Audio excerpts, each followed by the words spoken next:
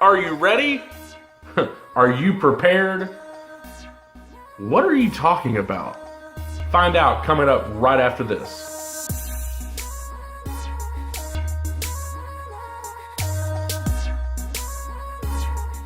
What's up everyone? My name is John. Welcome to another video. If it's your first time here and you want to learn more about sustainable gardening, homesteading, and other videos like this one, start now by clicking the subscribe button and clicking the bell so you don't miss out on a thing. Alright guys, so we are talking today about being prepared, being ready for whatever may come. Essentially, we are talking about the just random idea of prepping. Now, what's prepping? That's the first question I get. What are you talking about when you say prepping?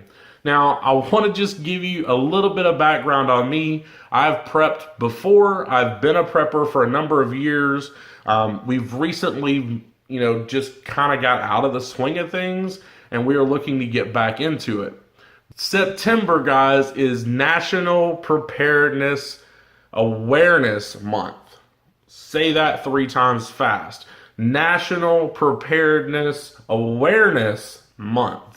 So basically what that means, guys, is that the nation, the U.S., has decided that September is National Preparedness Awareness Month, meaning that they're trying to raise awareness about you and your family being prepared for whatever sort of natural disaster may come. And it's a great idea to be aware of when things like this are happening and when things that you can actually control will make a difference. I want to take this first opportunity, guys. If you know someone in your family or you know a friend of yours that may not be prepared for whatever kind of situation, definitely take this time to lightly encourage them to start prepping. You don't want to just jump on it full force and really pressure them and really go overboard. I mean, you don't want to talk about doomsday bunkers or World War III or a Chinese takeover or anything like that. But you definitely want to lightly encourage them to, take the steps necessary to be prepared for for their family. And that's just simple things like, if the power was to go out because of a storm. If the power's gone out for a number of days before where I'm at, and so, you want to be prepared for that. You want to be prepared if, maybe roads are closed because of flooding or something like that, and it's hard for you to get out to the store. So definitely take this time, use this month, this national awareness for preparedness, and definitely encourage those friends and family to really look at their situation, maybe look at their area. Maybe they're in a different area. Take this time to encourage them to look in their area and to see what sort of situations they could face. Because really every situation could be different for every single family. It just really depends on where you live, the local resources that are available, and things of that sort. So, now that we've talked about encouraging your friends, are you ready? Are you prepared for what may come your way? And definitely, guys, this is not only a time to encourage others, but it's also a time to definitely look within yourself, look, within your home to see if you and your family are prepared. And so definitely something to do if you are sort of prepared. Maybe take an inventory of what you have and really assess what you need to do in order to get better. And that's kind of where I'm at. I'm kind of evaluating where we're at and the things that we have already, and trying to put together a plan for our family. Because as you know, if you followed my channel for any length of time, we do have a large family. We have 7 people in our house. So we have to be prepared not only for myself and my wife, but also for all 5 kids. So it's definitely something to be thinking about. So we are wanting to start prepping again. I say we reluctantly because my wife still is not on board completely. She likes to be prepared in a sense that when we go somewhere, she likes to have everything she needs. And so I know it's not a hard sell if I just encourage her the right way. So we were wanting to start prepping just for, just local natural type things that we would encounter, storms that would, that would knock out power, roads being closed because of flooding or ice, things like that. I mean, you got to think about, I don't know, when was the last time you had a storm in your area? Think about this. When the news comes on and they talk to you about, oh, you know what, there's this large superstorm headed your way. What does everybody in town do? They rush out to their local Walmart, their local Kroger, whatever store they have there, and they buy up bottled water, soup, whatever they think they need to get them through those days.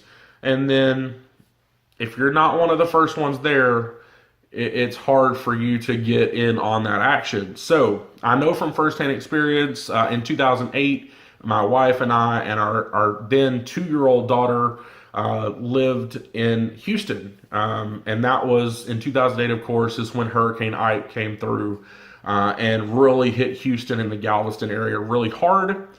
We were there living in an apartment. And so we were going through an interesting kind of transition in our lives. I was getting ready to go to school. And so we were there and we were just starting to get settled, not really even settled yet. And the power went out for about 8 days. Now, of course, we had friends and family back up here in the Northeast Texas area. So we came and stayed that weekend. And so we were fine, but we weren't, if it had had to stay there, we would not have been prepared. The power was, like I said, the power was out for 7 to 8 days, and it was just insane. We lost all of our food that was in the house because we had not thought about that. It was before we really started thinking about the idea of being prepared. We lost all of the food because of that, because the power was out, and just a number of things that were affected because of such a simple little thing that we a lot of times take for granted. So definitely think about the things in your area, the things that could affect you, and then think about how you could be a little bit better prepared. In that situation, if we would have lived in a house, we probably would have had a generator. And that way we could have plugged in our fridge to the generator, and that would have been one way to kind of alleviate that issue. So definitely think about what you could do to make those situations better for you and your family. Okay, so where do I plan on starting? That is a huge question. I plan on starting with the bare essentials. Really just the things that are just super essential to survival. And that is food, water, first aid. And then once you get kind of past those, in the situations that I'm talking about, those 3, food, water, first aid. And so when you get those items taken care of, then you can start branching out to other things. So to me, those are the essentials. That's kind of where I'm going to start. And then we'll start working on some odds and ends past that. So that's really it, guys. I want to encourage you right now to just evaluate your situation.